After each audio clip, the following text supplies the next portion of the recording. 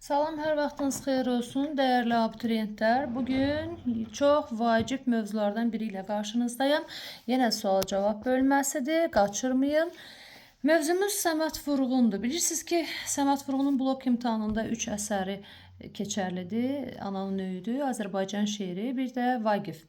Vaqif piyesi bilirsiniz ki, o ədəbiyyatda deyirik ki, 5 hansı ki iri əsərlər var, hansı PDF-dən oxunmalıdır. Belə deyim də, əsərin əsli oxunmalıdır, ixtisarı deyil. Həmin əsərdən biri də Vaqif əsəridir, Vaqif dramıdır. Yenə bunlarla bağlı həm həyat yaradıcılığı, həm də əsərlərlə bağlı suallar hazırlamışam. Sualı əvvəlcə mən səsləndirim həmişəki kimi, amma məndən öncə siz cavablandırmağa çalışın. Əvvəlcə gəlin həyat yaradıcılığından başlayaq. Səməd Vurğun hansı dövrlər belə deyim də, arasında yaşayıb? 1906-1956-cı il. İlk təhsilini harada almışdı? Rus Tatar məktəbində.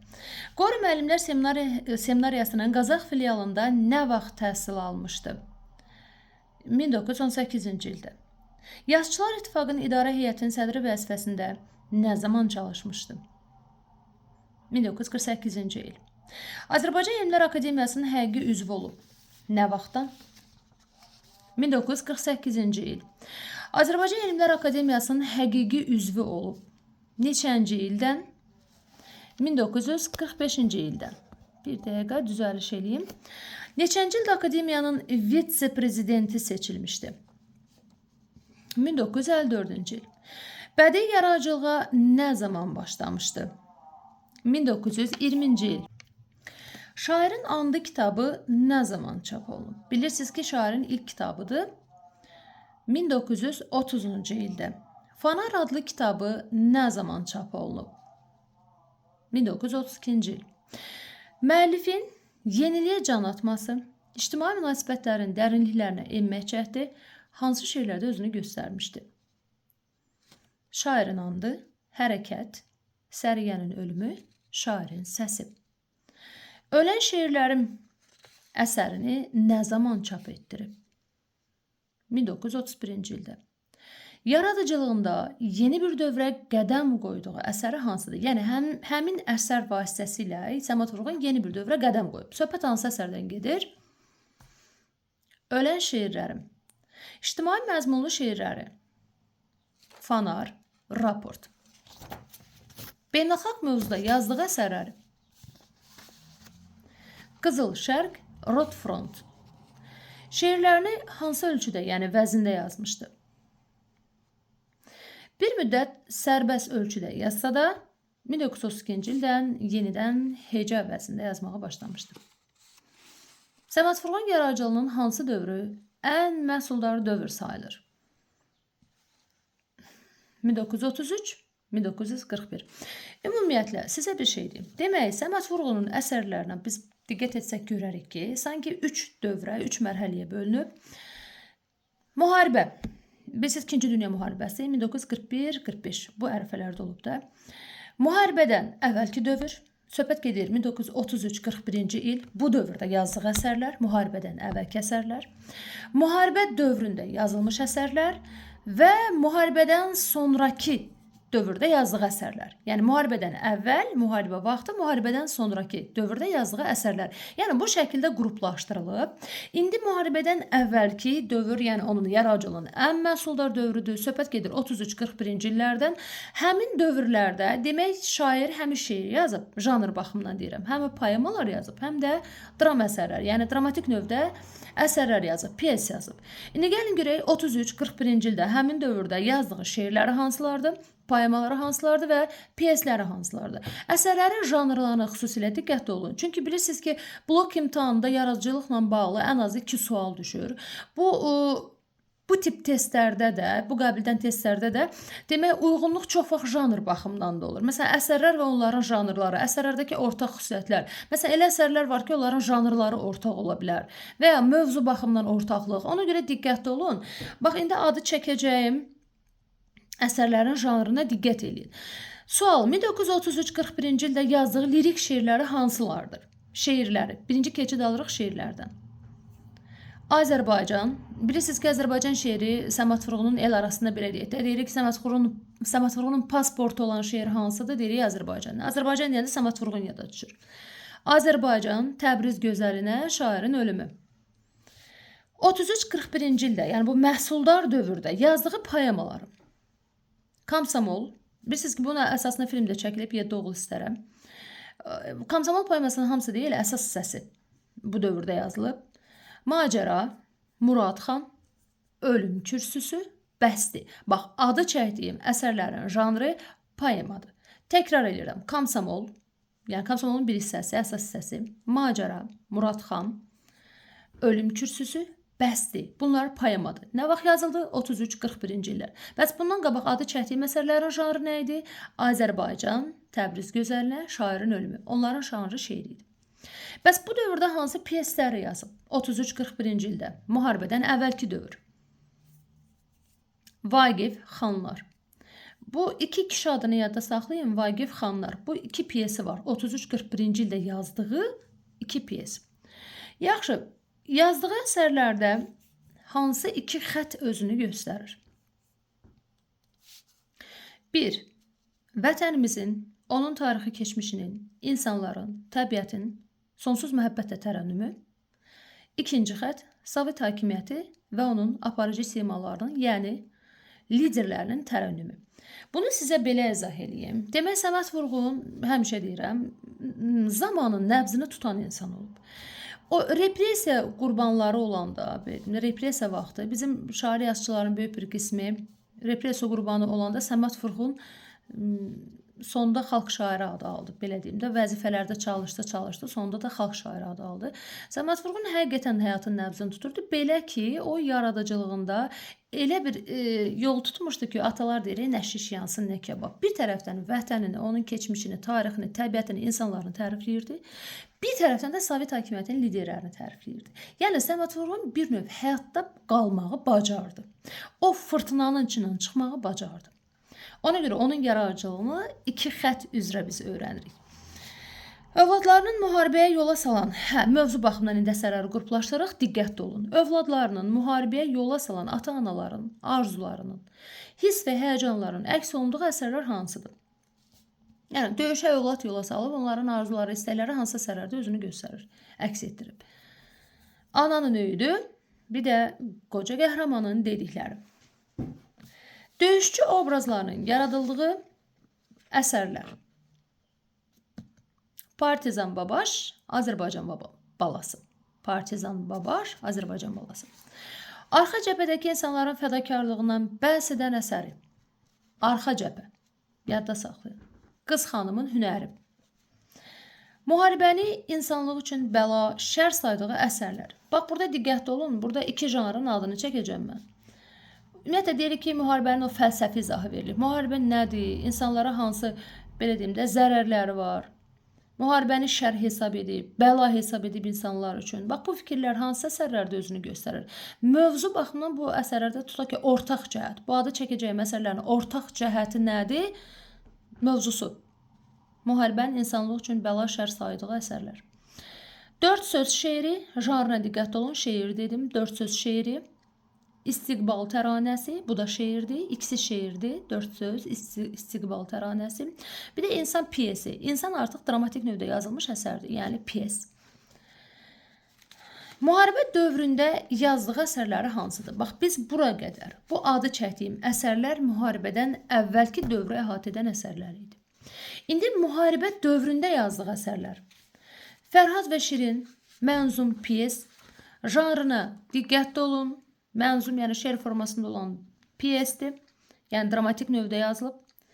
Ailə əfsanəsi poeması, Hürmüz və Əhrimən poeması, Bakının dastanı poeması. Demək, müharibə dövründə 3 poema yazdı. Müharibə dövründə 3 poema, 1 piyes. Poemalar hansılar oldu? Ailə əfsanəsi, Hürmüz və Əhrimən, Bakının dastanı. Piyes hansı oldu? Fərhad və Şirin. Yaxşı, keçək.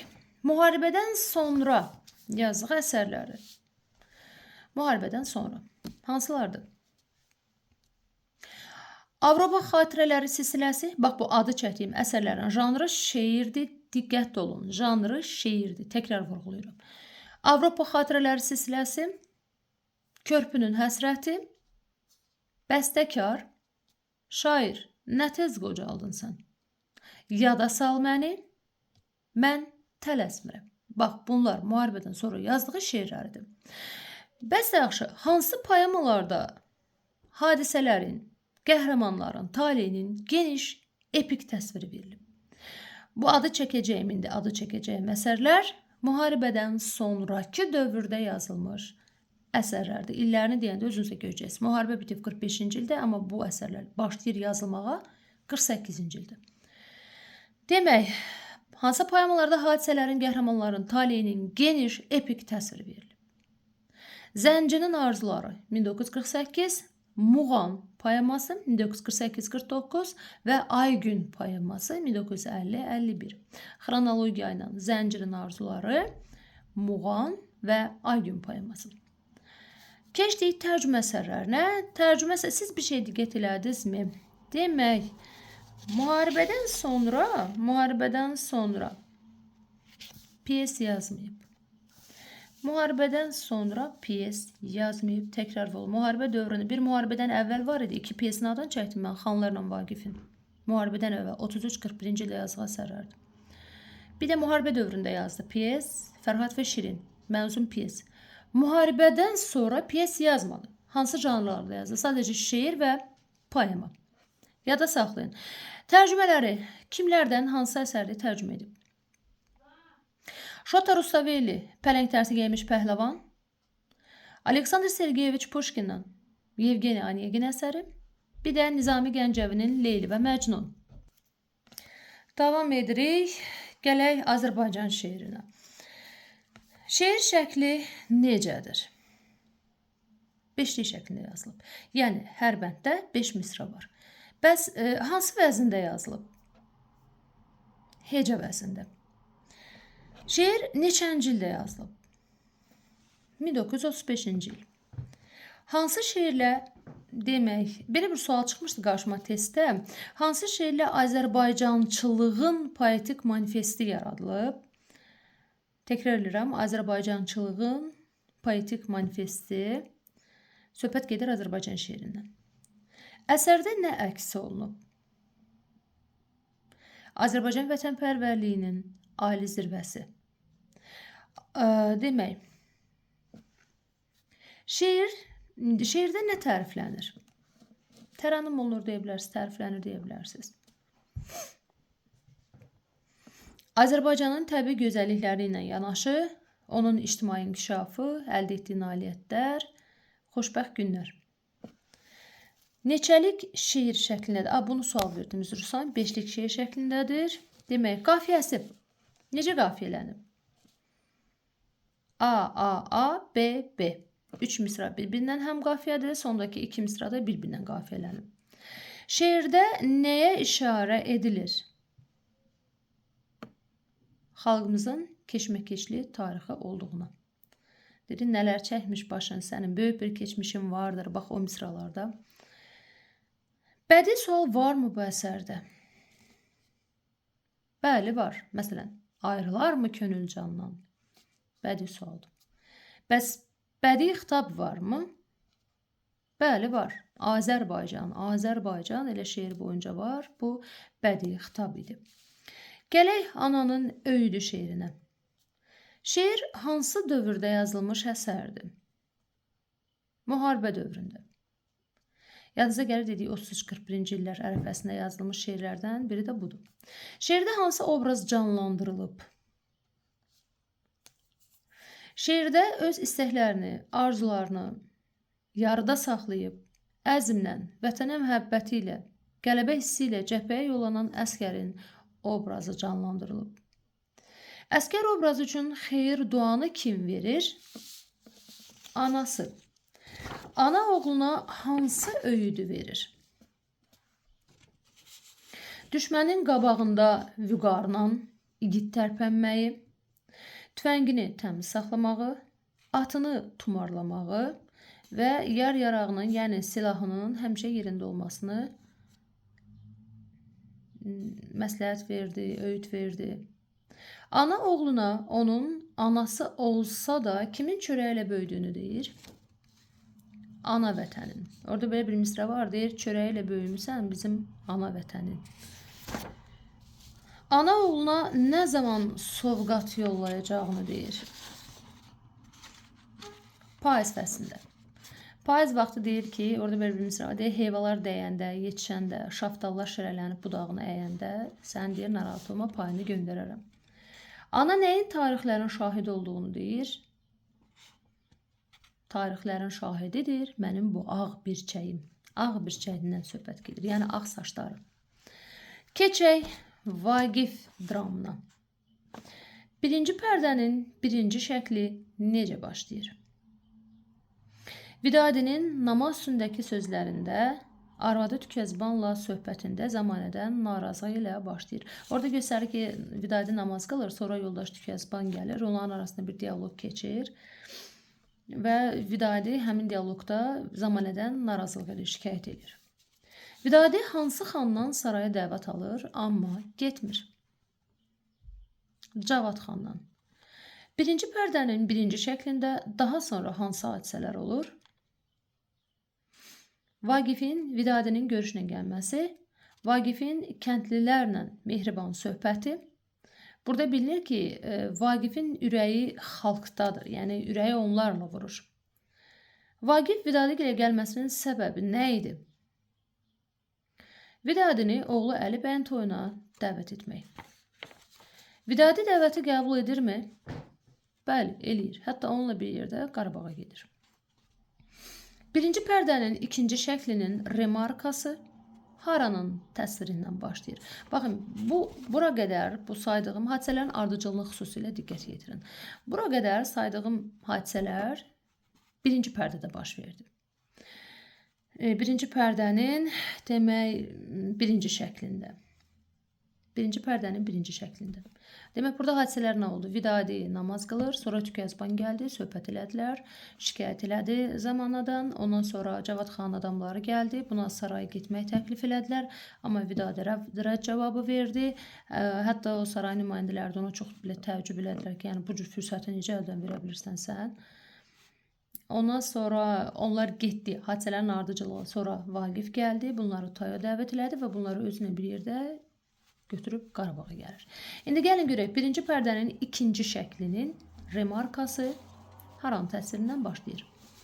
Şuşa qalası, xan sarayı, toy məclisi, oyun, İbrahim xanın gəlməsi. Vaqifin oğlunun Əli bəyin toyudur, artıq İbrahim xan da toya təşrif buyurur. Yəni bununla birinci pərdənin ikinci şəkli başladı. Sonra ardıcılıq nə baş verir? Demək, Eldar məclisə necə daxil olur? Çiynində quzu ilə. Vaqif Eldarı necə qarşılayır? Dostu, qardaşı kimi. İbrahim xan nəyə görə Eldara qəzəblənir? Onu sayıb salam vermədiyi üçün. Eldar məclisə girəndə o çiynində quzu girir, oynayır, rəqs edir və deyir ki, eşq olsun şairə. Bir tək Vaqifə salam verir. Bu da İbrahim xanın belə deyim də acığına gəlir ki, yəni bizi niyə salam vermədi, bizi niyə saymadı? Ümumiyyətlə İbrahim xanla da Vaqif arasındakı ilk konflikt elə bax bu toy məclisindən başladı. Orada Vaqif Eldarın tərəfini tutur deyə İbrahim xana da, yəni sən də mənim qonağımsan, o da mənim qonağımdır. İkisinə də eyni şəkildə davrandığı üçün İbrahim xan küsür gedir axı məclisdən. Və ilk konflikt bax elə o toyda başladı Eldarın üstündə. Yadda saxlayın. Demək, Eldarın kəndə qarışıqlıq saldığını İbrahim xana kim deyir? Deyir, kəndə qarışıqlıq salanlardandır, qulağına pıçıldayır. Həmin şəxs kim idi? Şeyx. Orada ümumiyyətlə o ara qatan mövzular, ara qatan insan, onunla bağlı yəni mövzular, suallar düşsə, bilin ki, bütün o aranı çatlaşdıran şeyxdir. İbrahim xan Eldarın xanın hüzurunda nə ölümü var deyəndə Vaqif nə cavab verir? Vaqif başlayır Eldarı tərifləməyə ki, bir çoban babadır, dağlar oğludur, belədir, elədir. Eldarı tərifləyəndə deyir ki, bəs yaxşı, bu çobanın mənim, yəni önümdə, xanın hüzurunda nə ölümü var? Belə bir sual verir. Yəni çoban da geçsin çobanlığını eləsin. Vaqif nə cavab verir? Vaqif deyir ki, əziz qonağımdır, dostumdur Eldar. Vidadi bu cür hadisələri görəndən sonra Vaqifə nə deyir? Oradan getmək istədiyini, onun da bu minnəti boynundan atıb kəndə qayıtmağını istəyir. Vidadi ümumiyyətlə bütün gedişata baxır. Orada yenə təkrar vurğulayıram. Vaqif Eldarın tərəfini tutduqca İbrahim xan axırda sinirlənir, məclisi tərk eləyir. Orada da deyir ki, əmr verir ki, tutun Eldarı, ona da göstərin daş zindanları. Deyir, bizim yəqin gücümüzü, qüvvətimizi görməyib, o daş zindanları görməyib, ona görə belə bizi saymazdan gəlir. Yəni Vidadi görür ki, gedişat heç yaxşı deyil. Vaqifi də təklif edir ki, dur qazağa qaydaq, yəni kəndə gedək, öz elimizə, yurdumuza qaydaq. Sonra Eldarın tutulmasına nə səbəb olur? Yəni Eldar niyə tutuldu? Niyə ona tutulma əmri verildi? Çünki İbrahim xana verdiyi cavaba görə. Həmin cavab nə idi? İbrahim xana nə dedi ki, o axırda həbs olundu. Deyir, ancaq olmasaydı kasıb kəndlilər, bunca qudurtmazdı sizi Simuzər. İbrahim xan Eldara deyir ki, get gərməni ayaqla. Yəni sənin burada nə işin var? Sənin işin gərmə ayaqlamaqdır. O da cavabında bunu deyir ki, ancaq olmasaydı kasıb kəndlilər, bunca qudurtmazdı sizi Simuzər. Qudurmaq sözü bilirsiniz ki, itə məxsus bir sözdür. Ona görə, yəni bir növ təhqir elədi İbrahim xanı. Buna görə də tutulma əmri aldı və zindana salındı. Onda İbrahim xan dedi ki, tutun, ona da göstərin daş zindanları. Eldarın həbs olunmasını Vaqifə kim xəbər verdi? Oğlu Əli bəy. Təşviş, həyəcan içində gəlir ki, ayətə Eldarı tutdular, həbs elədilər. Vaqif cavabında nə deyir? Əli bəyə nə deyir, yəni bu xəbərin qarşılığında?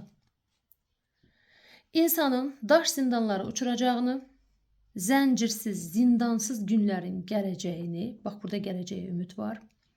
Gələcəyin onlara təsəlli olduğunu bildirir. Xanın küsüb getməyi kimdə məyusluq yaratdı? Yəni bir növ çox narahat oldu, pis oldu. Kim? Vaqifin həyat yoldaşı Xuraman. Bəs bu nitq kimindir? Şairdir. Görünür, düz ilqarı var. Nə gözəl, nə şirin kəlamları var. Bu nitq kimə məxsusdur? Xuramana, Vaqifin haqqında deyir. Vaqifi bilirsiniz, bir tərəfdən yəni bu şəkildə tərifləyir. Yəni bu xüsusiyyətlərini ona əzizləməyini, ona xoş söz deməyini, şeir deməyini, əl üstə tutmağını, sanki Vaqifin onu sevməyini sevir. Amma Vaqifi, belə deyim də, maddi durumu onu qane eləmir. Belə deyim. İbrahim xanın getməyi Xuramanı niyə narahat eləyirdi? Qorxurdu ki, Vaqifi vəzifədən çıxaralar. Xuramanın şöhrət, mənsəb düşkünü olmağını kimin dilində eşidirik? Yəni, şöhrətpərəst bir qadındır. Kimin dilində eşidirik? Vaqifin. Orada Xuraman gəlir, o hissəni yadınıza salın. Xuraman gəlir, Vaqif soruşur ki, niyə keyfin yoxdur? Deyir, heç. Yenə məcbur edir ki, yox, dilinə deyir, yaraşmadı yalan, de görüm niyə elirsən. Dedi ki, yəni mən narahatam da, İbrahim xan səni işdən çıxara bilər. O da dedi ki, yəni buna görə mi narahatsan? Yəni belə boş bir şeyə görə niyə üzülürsən? Xuraman gedəndən sonra Vaqif onun arxasınca deyir ki, yəni şöhrətpərəst qadındır, şöhrəti çox sevir Xuraman. Arxasınca deyir amma. İkinci pərdənin 3-cü və 4-cü şəkillərində nədən danışılır? 3-cü və 4-cü şəkillərində. İbrahim xanın qonşu dövlətlərin təzyiqlərindən narahat olduğu bilinir. Vaqifdən məsləhət eşitmək istərkən onun məzəmməti ilə qarşılaşır. Belə ki, Vaqif xalqla ədalətsiz rəftar etməkdə İbrahim xanı günahlandırır. Vaqifin Qacara sərt məktubu göndərilir. Demək, ikinci pərdənin 3-cü, 4-cü şəkli. Hadisələrin ardıcıllığına baxdınızmı? Əsər Qazaxda başladı. Sonra gəldilər Şuşaya, toy məclisindən başladı, davam elədi. Toy məclisində İbrahim xan o qalmaqal düşdü, küstü getdi. Xuraman da buna məyus oldu. Xuramanla Vaqifin dialoqu. Xuraman getdi, Vaqif onu şöhrətpərəst adlandırdı. Orada artıq səhnə bitir. Yeni bir səhnə artıq nə başladı? Yeni bir səhnə ikinci pərdənin 3-cü, 4-cü şəklinə başladı. Demək, İbrahim xan çarəsizcəsinə, yəni eşidib ki, Qacar hücum çəkir, Şuşaya gəlir və məktub göndərib bunları. Həmin məktubda nə idi istədiyim? Deyirdi ki, Fələyin mancanağından fitnə daşları yağır. Siz də əbləhcəsinə o şüşə içərisində oturmusunuz. Vaqif də ona cavab yazır ki, demək o məktubun izahı budur ki, fələyin mancanağından fitnə daşları özünü deyir, özünü və qoşunlarını. Şuşa qalasını şüşəyə bənzədib.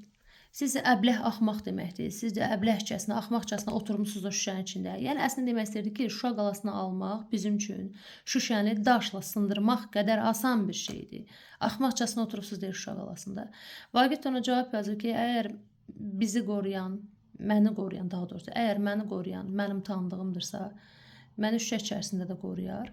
Yəni mənim tanıdığım deyərkən, əgər yəni bizi qoruyan deyir Allahdırsa, bizim tanıdığımız Allahdırsa, bizi deyir narahat olma, elə o şüşənin içində də qoruyub saxlayacaq. Bax, Vaqifin bu şəkildə sərt cavabı da Qacarı özündən çıxardır, dəliyə döndürür. İndi İbrahim xan da nə edir? İbrahim xan 3-cü, 4-cü şəkildə məsləhət üçün, bilirsiniz ki, hər şey vəzirlə məsləhətləşirdi. Vaqifi çağırır yanına, məsləhət alır, nə edək? Və Vaqif açıq şəkildə, bax testdə də düşür, İbrahim xana açıq şəkildə etiraz etməyi bacarırdı. Onu günahlandırır ki, sən xalqla ədalətsiz rəftar elədin. Vaxtında ədalətli rəftar etsəydin, xalqa yaxşı davransaydın, bugün xalq sənin arxanda olardı, sənə arxa dayaq olardı. Bax, o da İbrahim xanın xoşuna gəlmir. Elə bil ki, getdikcə Vaqifə qarşı kinlənməyə başlayır. Onsuz toydan kinlənmişdi. Bunların arasında konflikt yaranmışdı. İndi də bu ikinci Vaqifin buna bu şəkildə cavabı, onu günahlandırmağı, elə bil içində Vaqifə qarşı kin getdikcə artmağa başlayır. Demək, Vaqif Qacara sərt məktub göndərdi. Cavab məktubu burada artıq hadisələr bitir. İndi İbrahim xana Vaqifdən qisas almaq üçün Xuramanla evlənməyi kim deyir? Şeyx alıb. Yəni Vaqifdən qisas almağının tək yolu onun namusuna sataşmaq idi. Yəni həyat yoldaşını dart əlindən al. Xuramanı kimlər Vaqifdən boşadaraq İbrahim xana ərə getməyə razı salır? İbrahim xandan göstəriş alan qarı və şeyx. Bu xəbərdən təbii ki də Vaqif sarsılır. Orada ailədə yaşanan konflikti deyim sizə. Əli bəy Xuramanı öldürmək istəyir, yəni cəzalandırmaq istəyir, amma Vaqif buna mane olur. Bu xəbəri də ilk dəfə, yəni o qarı ilə şeyx gələndə, Xuramanı yoldan çıxarmağa çalışanda, onların arasında o söhbət gedəndə ki, sən çox gözəl qadınsan, sən vəzirə deyirsən, xana layiq qadınsan. Yəni belə deyim də, frazem kimi desək, başını bişirməyə çalışanda bunu Gülnar eşidir, gəlini. Gülnar da gedir, Əli bəyə deyir, Vaqifə deyir, ikisinə ağlaya-ağlaya gedir, onlar soruşur ki, nə olub? Və orada açır deyir ki, belə-belə. Əli bəy də Xuramanı belə cəzalandırmaq istəyəndə Vaqif imkan vermir. Və bu aralarda, bu səhnələrdə düz çox xırdalığa getməmişəm suallarda. Bilirsiniz ki, Gülnarın anası da gəlir, Əminə. Bax, indi burada qadın obrazlarını müqayisə edəndə görürük ki, Gülnar da, Əminədir. Onlar Vaqifə, oğlu, yəni Əli bəyə, onların ailə münasibətlərinə çox yüksək dəyər verən qadınlardır. Onlar üçün şöhrət önəmli deyil, onlar üçün ailə dəyərləri önəmlidir. Əminə çox razı qalır ki, qızıma nə gözəl davranırlar. Çünki Vaqif Gülnarı çox əzizdirdi də qızı kimi. Ona yaxşı davranırlar, razı qalmışdı. Amma Xuraman belə deyim, mənəviyyata deyil, maddiyyata üstünlük verdiyi üçün, şöhrətpərəst qadın olduğu üçün, yəni belə ailə dəyərləri, ailəvi münasibətlər onun üçün elə də maraqlı deyildi. Sonra biz demək danışdıq, 2-ci pərdənin 3-cü, 4-cü şəkli bitdi. Gələk 3-cü pərdənin 5-ci və 6-cı şəkillərinə. Hadisələrin ardıcıllığını yəqin ki, yadda saxlayırsınız. 3-cü pərdənin 5-ci və 6-cı şəkillərində hansı hadisələrdən bəhs edilir? Demək, Qacar Vaqifin cavab məktubunu alır və o qədər hiddətlənir ki, nə edir? Qəzəbini soyutmaq üçün orada Gürcü qardaşlar olur, əsir. Həmin Gürcü qardaşları bir-birə vuruşmağa məcbur edir və şərt qoyur ki, kim məğlub eləsə sağ qalanı azad buraxacaq. Qardaşlardan demək istifadə edən qapçı, daha doğrusu bir dəqiqə üzr istəyirəm. Qarşılıqdan istifadə edən qapçı Gürcü əsirlərinin, yəni Tamaranın və qardaşlarının qaçmasına imkan yaradır. Orada Tamara gəlir, yaylığını belə atır yerə, özünü onların önünə atır. İki qardaşın savaşmasına mane olmağa çalışır. Amma həmin vaxtı xəbər gəlir, qarışıqlıq yaranır. Yəni belə xəbər gəlir ki, bəs deməsən Eldarın qoşunu hücum çəkir, savaşa gəlir və orada qarışıqlıq yaranır. Qapıcı da bu qarışıqlıqdan Zülfüqar istifadə eləyir. Bu Gürcü qardaşları açır, buraxır ki, qaçın. Aralıqda onlar qaçır. İndi gəlin görək onlar hara pənah gətirəcək, onlara kim kömək olacaq. Elə bunu da sual kimi verək. Gürcü qardaşlar hara pənah apardı, kim ona kömək elədi? vətənlərinə getmək üçün. Söhbət gedir Eldardan. Eldar onları çox xoş qarşılayır, yedirir, içirir və vətənlərini yola salır və onların arasında şərt kəsilir. Deyir ki, bizim nə vaxt kömək ehtiyacınız olsa bizi çağırın. Və həqiqətən də çağırırlar. Əsərin sonunda Eldar Qacarla döyüşə gedəndə Gürcülər verdiyimdə bir ordu yığır gəlir. Onlar da gəlir bunlara qoşulur, Qacara qarşı bir yerdə savaşırlar. Bax belə deyim, yəni o yaxşılığın əvəzini qaytarır Gürcülər. Yaxşı, demək, Əli bəyin, bunu mən sual kim vermək istədim əslində ki, kimin vasitəsilə Vaqifdən Eldar sifariş alır? Əli bəyin vasitəsilə və Qacarın qoşunu hücuma keçir. Demək, Vaqif, belə deyim də, arxa dayaq kimi Eldarı görürdü, Eldarın dəstəsi vardı və Eldara Əli bəydən ismarış göndərir ki, köməyə gəl, Qacar hücum eləyir. Eldar öz dəstəsini başına yığıb, Vaqifin sifarişi ilə, tapşırığı ilə Qacarla savaşmağa gəlir, döyüşə gəlir. Yaxşı, 7-ci şəkil necə başlayır? 7-ci şəkil dağlıqdır. Arxada şiddətli top səsləri, tüfəng səsləri eşidilir. Dağ arxasından Qacarın ordusu tərəfindən yandırılmış kəndin alovları göyə qalxır. Uzaqdan arvad uşaq fəryadları eşidilir. Bax, 7-ci şəkil bundan. Qacar artıq hücuma keçib Şuşaya, belə deyim, Qarabağa hücuma keçib. Kəndləri yandırır, dağıdır, tarmar edir. O tüssü qoya qalxdıqca, qadınların, uşaqların fəryadları göyə qalxdıqca ondan həzz alır. Təpənin başında durub baxıb ondan həzz alır. Və bunu deyir. Həmişə nə deyir? Deyir, mənim vicdanım da, qəlbim də qandır, dünya qan üstündə bir xanimandır. Bu nitq Qacarındır. Bunu dəfələrlə təkrarlayır əsərdə. Qacara qoca bir kişinin onunla görüşmək istədiyini kim xəbər verir? Qapçı. Həmin vaxtı, yəni kəndin qocası ağsaqqalı Qacarın yanına xahişə gəlir. Hadisələrin arıcılığına baxın. Qocanın hansı sözü Qacarı hiddətləndirir? Yəni qoca ondan çox yalvarır, çox xahiş edir ki, etmə, eləmə, dayandır bu savaşı, amma Qacar eşitmir. Qoca axırda deyir ki, burada Koroğlular at oynatmışdı. Yəni bu torpaqlarda Koroğlular at oynatmışdı.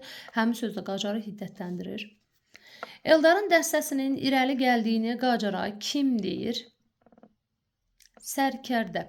Burada bir şey diqqətli olun. Demək, əsər boyunca, məsələn, kimisə gəlməyini xəbər verən şəxs, o xəbərlər gətirən şəxslər qapçıdır. Amma məhz ordudan xəbər gətirən şəxs sərkərdədir. Yadda salın ki, ordu sərkərdə orduda olur, ordudan xəbər gətirir. Davam eləyək. Demək, Qarabağın şeyxinin gəldiyini Qacara kim deyir? Qapçı. Şeyx nə üçün gəlmişdi? Yurtlarını, yəni Qarabağı təslim etmək üçün.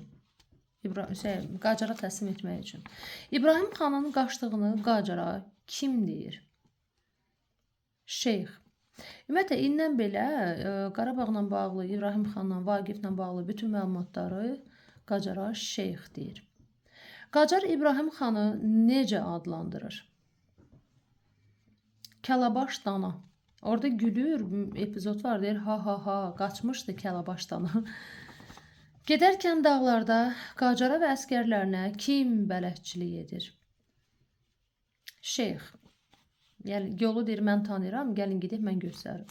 Teymurla əskərin dialoqunda Eldara kim haqq qazandırır? Teymur. Bilirsiniz, orada Teymur Qacarın demək, dəstəsində vuruşan bir əskər olur. Teymur digər əskərlə demək, söhbətlərində biraz mübahisə edirlər. Əskər onu xain adlandırır. Yəni sən deyir, yəni hökmdarına qarşı satqın çıxırsan, xain çıxırsan.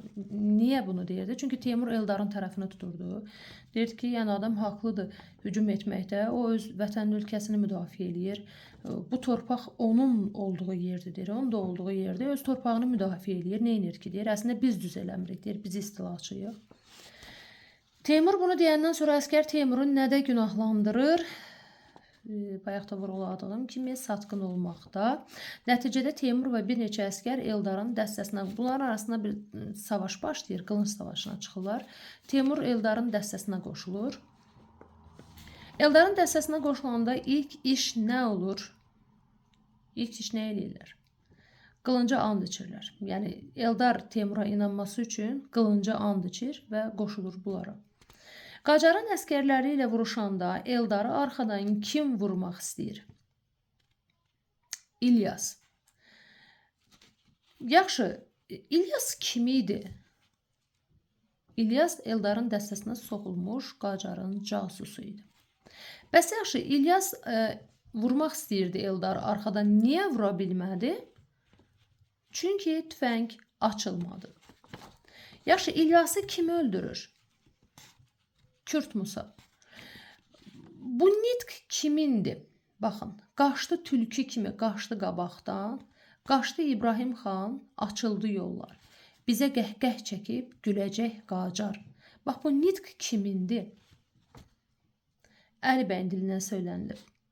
Eldara meşəyə çəkilməyi, nahaq yerə adamlarının qırılmamasını kim deyir? Əli bəy. Əli bəy orada Eldara deyir ki, yəni onsuz xan da qaçıbdı, yalandan qoşunu burada qırdırma da, Qacarın qabağından vermə. Yəni Eldarın dəstəsinin sayı ilə Qacarın əskərlərinin sayı eyni deyildi də. Bu aralarında qeyri-bərabərlik var idi. Ona görə ki, yalandan qoşunu qırdırma, geri çəkil, meşəyə çəkil. Eldar meşəyə çəkilən zaman adamlarına nə deyir? Deyir ki, böyük bir qüvvə ilə geri çəkilərik. Böyük bir qüvvə ilə, yəni yenidən hücuma keçərik də. Nəzərində tutmuşdu, böyük bir qüvvə deyəndə güclər sonra onlara köməyə gəlir və onlar böyük bir qoşunla, dəstəklə hücum çəkilir. Yaxşı, 8-ci şəkil necə başlayır? Qarabağda Qacarın kef məclisi ilə. Qacar kef məclisində xanəndələrdən nə oxumalarını istəyir? Rast muğamını. Xanəndənin oxuduğu qəzəl kimin idi? Vaqifin. Vaqifin qəzəlini eşidəndən sonra xan hansı əmri verir? Vaqifin tez tapılıb gətirilməyini. Qacar Vaqifə hökmdarın hüzurunda niyə baş əymədiyini soruşanda nə cavab alır? Əyilməz vicdanın böyük heykəli. O isə yəqin ki, yadınızdadır, o məşhur deyişmə. Vaqif gətiriləndə Qacarın hüzuruna baş əymir. Bu da deyir ki, şair hökmdarın hüzurundasan. Vaqif də deyir, bunu sizsiz də anlayıram mən. Deyir, bəs baş əymədiniz.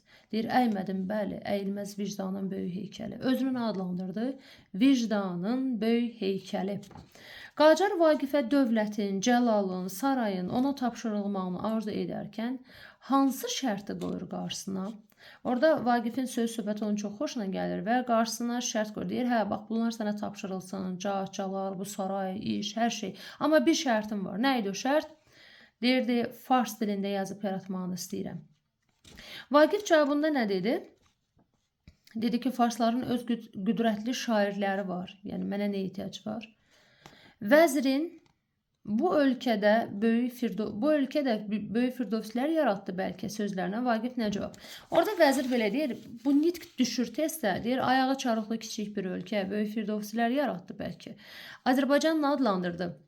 Vəzir dedi ha bunu. Bu vəzirin nitqidir. Azərbaycanlı çarıqlı bir ölkə. Çarıq bilirsiniz, qədim ayaqqabı növüdür, dərdən hazırlanırdı. Yəni adətən kəndlilər, kasıb təbəqə belə deyim də onu geyinirdi, istifadə edirdi. Ona görə aşağılayarmış kimi də belə deyim. Azərbaycan təhqir edilmiş kimi ayağı çarıqlı kiçik bir ölkə, böyük firdovslər. Firdovs isə farsların ən nüfuzlu şairlərindən biridir, dünyaca. Yəni məşhur şairdir. Vaqif buna nə cavab verdi vəzirə? Tezdə Səfər Şeyx yazılar, o nitqi vəzir dedi. Deyir, sizin güldüyünüz çoban torpağı nizamilər, füzulilər yetirmiş. Bu da bizim Nizami Füzuli kimi şairlərimizi ön plana çəkir. Vidadinin gəldiyini Qacara kim deyir? Qapçı. Vidadi Qacardan nə istəyir? Vaqifi bağışlamaqdır. Qacar cavabında nə deyir? Vidadi ona deyəndə ki, Vaqifi bağışla. Qacar cavabında nə dedi? Vaqifin nə adlandırdı? Dinin düşməni və onun ölməyini istəyir. Deyir, dinin düşmənidir, o ölsün gərək. Qacar Vidadinin xahişini yerinə yetirirmi? Bəli. Öldürməyəcəyini, amma yazan əlini, bir də deyir, o həcv yazan dilini deyir, kəsilməyini istəyirəm. Bilirsiz orada necə olur hadisələr. Bu Vaqif nəinki dəyişir, axırda Qacar görür ki, daha bu məğlub olur söz savaşında. Vaqifi həbs olunmağını əmr verir və öldürülməyini, anında ölüm qərarı çıxarır. Amma bu ölüm qərarından, yəni bu fikirdən onu daşındıran Vidadi olur. Amma şərt qoyur ki, öldürmürəm, amma həcv yazan dilini, bir də əlini, o şeir yazan əlini kəsəcəm. Bu şərtlə öldürmürəm. Vaqif razılaşır. Buna razılaşırmı? Bəli, razılaşır. Sonradan Vaqifi niyə zindana salırlar? Çünki hökmdarları məzəmmət eləyir üzünə qarşı. Vaqifi zindana kim aparır? Qapıcı Zülfüqar. 9-cu orada Qacar Zülfüqara deyir ki, apar gözün üstündə olsun, ona tapşırır. Orada Zülfüqar ki başda cavab verir. Deyir, narahat olma, gözüm üstündədir. Onu iki mənada, yəni həm Qacar, bax, Qacarın adamıydı Zülfüqar, həm də yəni Vaqifi sevirdi. Yaxşı mənada dedi ki, gözüm üstündə olacaq, amma onu Qacar anlamadı. 9-cu şəkil necə başlayır? Şuşa qalasında Vaqifin zindanda divara şeir yazması ilə. Zindanın divarına hansı şeiri yazır? Görmədim müxəmməsini. Bəs bu şeiri kimə oxudu? Əli bəyə. Çünki ata-bala ikisini də bir salmışdılar zindana. Vaqifə kim deyir ki, Eldara yazıb kömək istəyək? Bu təklifi kim verir? Əli bəy. Vaqif və Əli bəyə kim yemək gətirir? Gülnar. Gəlini Gülnar. Məktubu Eldara kimin vasitəsilə göndərirlər? Gülnarın. O deyir ki, Eldardan kömək istəyir, bizi gəlsin xilas eləsin. Əli bəy təklif verdi. Həmin məktubu kim aparır? Gülnar. Əsərdə aslanın erkəyi dişisi olmaz ifadəsi kim haqqında deyilir? Gülnar haqqında Vaqif deyir. Bax, yadda saxlayın, ortaq cəhət kimi İskəndərnamə poemasında da bu fikir demək Nüşabəyə deyilib, Nüşabə haqqında deyilib. Özünün dilindən ha. Deyir ki, düşünsən biraz deyir, aslanın erkəyi. Mən də bir aslan, amma aslanın erkəyi dişisi olmaz. Nüşabə özünə deyirdi onu, amma ancaq burada Vaqif Gülnara dedi bu kəlməni.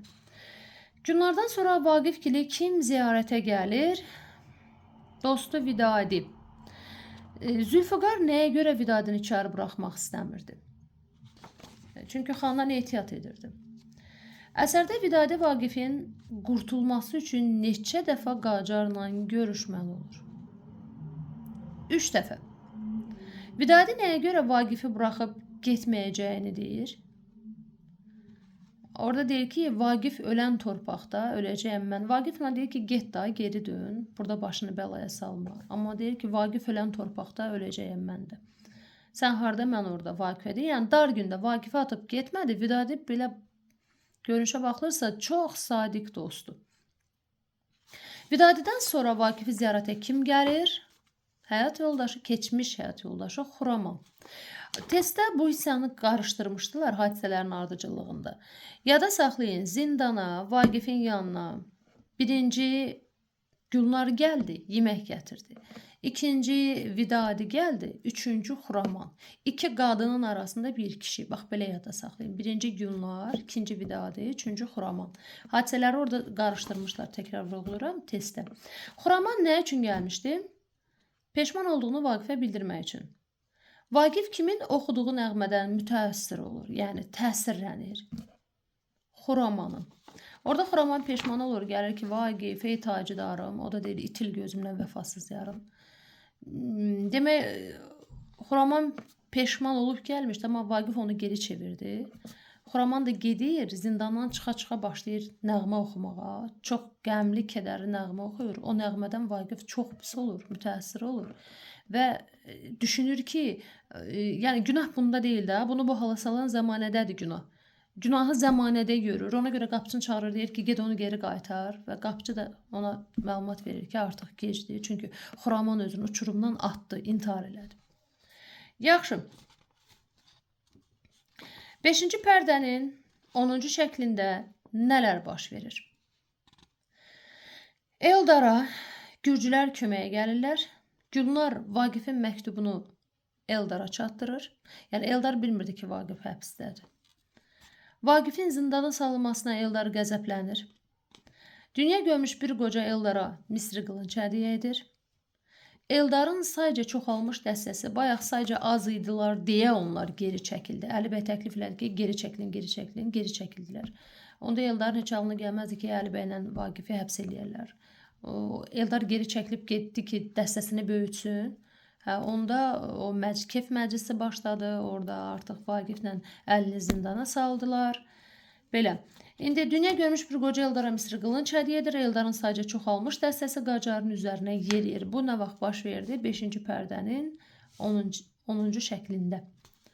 11-ci şəkil necə təsvir olunur? Şuşa qalasının Cıdır düzündə iki çobanın qayaya arxalanaraq oturması ilə başlanır. Təkrar edirəm, Cıdır düzüdür. İki çoban qayaya belə söykənib, arxalanıb söhbət edirlər. Bu neçənci şəkildədir? 11-ci şəklin, yəni əvvəli, belə başlayıb. Çobanlar kim idi? Murad və Qasım. Murad və Qasımın danışığından nə aydın olur? Vaqifin öldürüləcəyi. Biz onun öldürüləcəyini onların nitqində gördük. Vaqif, demək, Murad Vaqifin nəyə görə öldürüləcəyini deyir? Qacar Vaqifə çarıqlı tayfadan şair olmaz deyəndə, Vaqifin də zülmkar şahının, demək, şaha həcv yazıb. Bu məlumatlar biz kimin nitqində görürük? Muradın. Ümumiyyətlə, orada ən çox belə çobanlardan məlumat verən, hər şeydə məlumat verən Muraddır. Yəni, Vaqifin öldürülmə xəbərini də Murad verdi və öldürülmə səbəbini də Murad verdi ki, Qacar Vaqifin ölkəsini çarıqlı tayfa adlandırdı. Ona görə də Vaqif ona cavabında zülmkar hökmdara qəşəng bir həcv. Həcv bilirsiniz ki, tənqidi mövzuda yazılmış şeirdir. Bilirsiniz, o da satirada, amma satirada ümumilik var, ümumi hər kəsə aid olan fikirlər var. Amma həcvdə çox, yəni konkret ad çəkərək də belə deyim də tənqid edirlər. Bir nəfərə həsr olunur və ad çəkilərək tənqid olunur. Ondan sonra Vaqifin şeirini kim oxuyur? Murad. Vaqifdən bir qəzəl deyir və deyir ki, bu cür deyir, şairi öldürmək mi olur? Vaqif Əli bəyə kimə görə öldürüləcəyini deyir? Ona görə, yəni Vaqifə. Vaqif bir növ elə bilin ki, vicdan əzabı çəkir. Oğluna deyir ki, yəni sənin heç bir günahın yoxdur da, sənin başına nə gəlsə mənim üzümdən gəlir. Yəni, öldürülmə səbəbin mənəm, mənə görə öldürülürsən. Sən biraz ona heyfslənirdi. Yaxşı, Vaqif cəlladdan birinci kimi öldürmək istəyir? Özünü. Vaqif cəllada yalvarır ki, cəllad deyir, evlad acısı çox deyir, acı olur. Yəni, birinci məni öldür, onun sənin üçün fərqi nədir? Elə də belə də öldürürsən. Birinci məni öldür, ondan sonra oğlumu, mən oğlumun ölümünü görməyim. Amma cəllad da o qədər amansız olur ki, inandırım sizi, Vaqifin sırf canını yandırmaqdan ötürü birinci elə Əli bəyi sürükləyir ki, onun gözünün qabağında boynu vursun. Reallıqla, belə deyim, reallıqla əsərdə fərqlilik var. Reallıqda indi əsərin sonu bilirsiniz ki, bu Nikibin sonluqla bitir. Amma həyatda gerçəkdə elə olmayıb. Həqiqətən də birinci Vaqifin gözünün qarşısında oğlunun başını kəsiblər və həmin görüntüdən Vaqif şok keçirir. Vaqif öz ölümünü bilmir. Yəni, o da edam olundu Vaqif. Vaqif edam olunanda özünü bilmirdi. Çünki o, bildiyimdə, çoxdan artıq ölmüşdü. Orada da Vaqif, burada əsərdə də göstərir ki, deyir, cəllada bəddua edir ki, deyir, cəllad deyir, sənə demədim mi şirində övlad. Bax, belə bir şeylər. Hə, yəni, reallıqda Vaqif öz ölümünü hiss eləməyib. Sonra, Şeyx Vaqifdən rənginin niyə saraldığını soruşanda nə cavab verir Vaqif? Deyir, günəşin batanda rənginin saraldığını, yəni günəş batanda rəngi saralar. Bu nitq həm də şeydə var, Babəkdə. Babək filmində də var. O deyir ki, Babəkdə də var. Bir dəqiqə, Nəsimi filmində də var, Nəsimi. Orada da şeyx gəlir, deyir ki, ölürsənsə bəs rəngin niyə saralır? O da deyir, bədbəxt, sənin gözlərində tor var. Günəş qürub edəndə əlbəttə saralar. Yəni, rənginin saralmağının, günəşin batmağına bənzədilməsi həm Nəsimidə var, həm də Vaqif dramında var. Yaxşı, cəllad birinci kimi canını almaq istəyir? Yəni, Vaqifin o qədər yalvarmağının qabağında. Təbii ki də Əli bəyin. Onda da Vaqif onu xeyli tənqid edir. Qacara kim mane olmaq istəyir? Vidadi.